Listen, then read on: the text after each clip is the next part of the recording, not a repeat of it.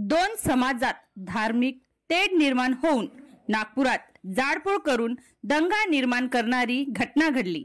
याच पार्श्वभूमीवर भंडाऱ्यातही दोन समाजात धार्मिक तेढ निर्माण होईल अशा प्रकारे दोन विभिन्न समाजातील तरुणांनी सोशल मीडियावर धार्मिक तेढ निर्माण करणारी पोस्ट टाकली।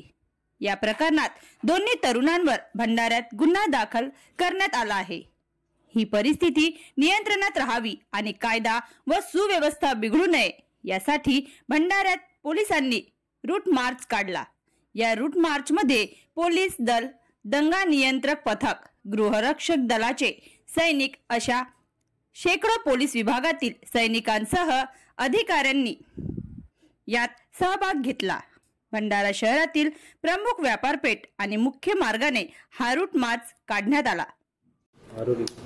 भंडारा शहर व परिसरातील नागरिकांना पोलीस स्टेशन भंडाराकडून आवाहन करण्यात येते की मागील काही दिवसात भंडारा शहरातील दोन व्यक्तींनी, वेगवेगळ्या धर्माच्या दोन व्यक्तींनी त्यांच्या इंस्टाग्राम आणि फेसबुकवर धार्मिक भावना भडकावण्यासारखे स्टेटस ठेवल्यामुळे त्यांच्यावर पोलीस स्टेशन भंडारा येथे गुन्हे दाखल करून त्यांना अटक करण्यात आलेली आहे। मी पोलीस निरीक्षक गोकुळ सूर्यवंशी भंडारा शहरातील तमाम जनतेला आवाहन करतो की कोणत्याही अफवावर विश्वास ठेवू नये, तसेच एखाद्या धर्माच्या भावना दुखावतील अशा प्रकारे कोणीही फेसबुक, इंस्टाग्राम किंवा व्हॉट्सअपच्या माध्यमातून स्टेटस ठेवणार नाही किंवा कोणते कमेंट्स करणार नाही। असे जर निदर्शनास आले तर त्यांच्यावर आम्ही कायदेशीर कारवाई करू। नमस्कार, मी पोलीस निरीक्षक भीमाजी पाटील, पोलीस स्टेशन जवाहरनगर। सर्व जनतेला आवाहन करतो की कोणत्याही जातीच्या, धर्माच्या धार्मिक भावना दुखावणाऱ्या किंवा धार्मिक भावना भडकावणाऱ्या आक्षेपार्ह फोटो, मजकूर तसेच संदेश कोणत्याही सोशल मीडियावर प्रसारित करू नका। अशा प्रकारचे आक्षेपार्ह व्हिडिओ किंवा मजकूर सोशल मीडियावर प्रसारित केल्यास संबंधित इसमावर भारतीय न्याय संहिता व महाराष्ट्र पोलीस कायदा अन्वये कडक कायदेशीर कारवाई करण्यात येईल।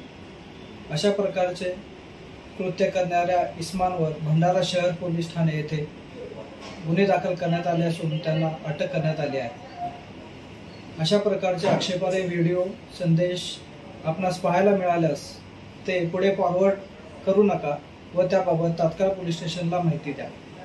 कोणीही कोणत्याही प्रकारच्या अफवांवर विश्वास ठेवू नका, तसेच अफवा प्रसारित करू नका। आपण सर्वप्रथम भारतीय आहोत याचे भान ठेवा आणि पोलिसांना कायदा व सुव्यवस्था राखण्यासाठी सहकार्य करा। जय हिंद।